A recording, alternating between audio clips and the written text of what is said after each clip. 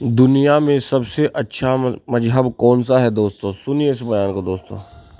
दूसरे मज़हबों को क्रिटिसाइज़ नहीं करना चाहिए, उन पर तनकीद नहीं करना चाहिए। हर आदमी अपने अपने मज़हब पर अमल करने के लिए आज़ाद है और हर आदमी को अपने मज़हब को सबसे अच्छा कहने का भी अधिकार है। वो जिस मज़हब पर अमल कर रहा है वो कह सकता है कि हमारा मज़हब सबसे अच्छा है। हम मुसलमान हैं, हम कह सकते हैं कि हमारा मज़हब सबसे अच्छा है। कुरान इस बात की गवाही देता है, इन्नद्दीना इंदल्लाहिल इस्लाम। अल्लाह की दृष्टि में, अल्लाह की नजर में सबसे बेहतर अगर कोई मजहब है, सबसे बेहतर अगर कोई दीन है तो वो इस्लाम है। सबसे बेहतर और बेहतर चीज की कुर्बानी कोई नहीं देता है। बेहतर चीज के लिए कुर्बानी दी जाती है, उसकी कुर्बानी कोई नहीं देता है। अभी सिर्फ आयतें सुन लो, मिसालें मैं बाद में देता हूं। सबसे पहला क्या बताया? इस्लाम सबसे बेहतर मजहब है।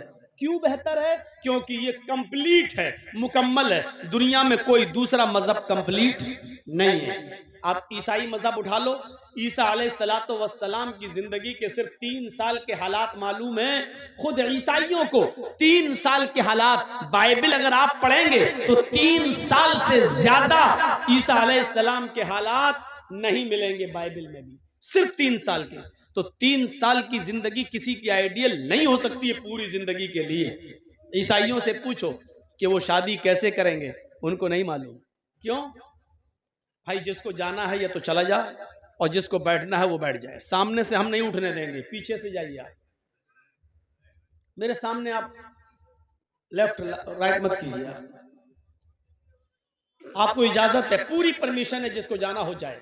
लेकिन जब मैं बोलने लगूं तब नहीं। अभी जाओ, कोई फर्ज थोड़ी है, जलसा सुनना कोई फर्ज नहीं है। अब जब कराए हो इतना चंदा वंदा खर्च करके, इतना पैसा खर्च करके, तो थोड़ा सा सुन लीजिए। अभी आपको कुछ अच्छी बातें भी आपके सामने आ रही हैं, ये सब अच्छी बातें हैं, लेकिन मजीद जो चीज आपको ज्यादा मुतासिर करेगी, तो मेरे भाइयों सुनिए, ईसाइयों के पास नहीं है। अगर उनसे पूछो कि शादी कैसे होती है, उनको नहीं मालूम। क्यों? क्योंकि ईसा अलैहिस्सलातु वस्सलाम ने शादी नहीं की थी। हमारा कुरान ये कहता है कि ईसा अलैहिस्सलाम को जिंदा आसमान पर उठा लिया गया है और कुर्ब क़यामत वो दोबारा आएंगे। जब वो इस दुनिया में दोबारा आएंगे तो शादी करेंगे और फिर उनकी बीवी और के साथ बच्चे भी होंगे। यानी अभी उनकी शादी नहीं हुई। तो जिस नबी ने शादी न की हो, उसकी कौम को कैसे मालूम कि शादी कैसे होती है? ईसा अलैहिस्सलाम ने शादी का कोई तरीका भी नहीं बताया।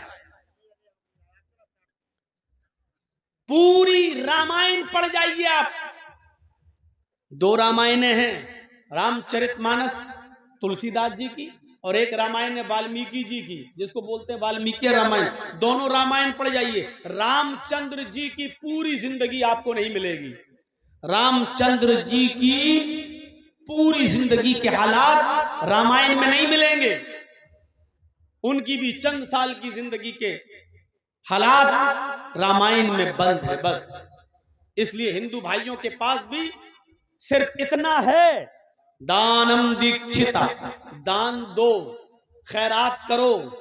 लेकिन कितनी खैरात?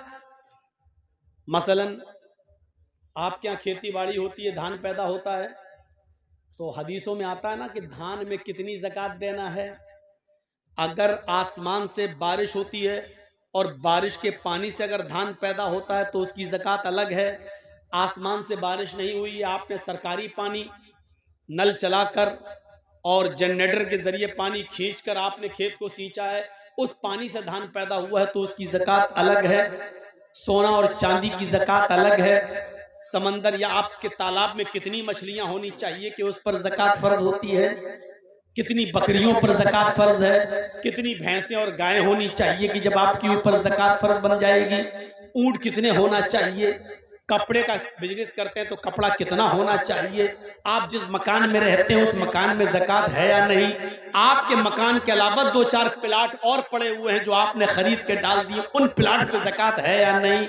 अगर वो प्लाट आपके अपने हैं तो उस पर ज़कात है या नहीं, या उन प्लाट को आप बेचना चाहते हैं, उससे बिजनेस करना चाहते हैं, उस पर ज़कात है या नहीं, है तो कितनी है।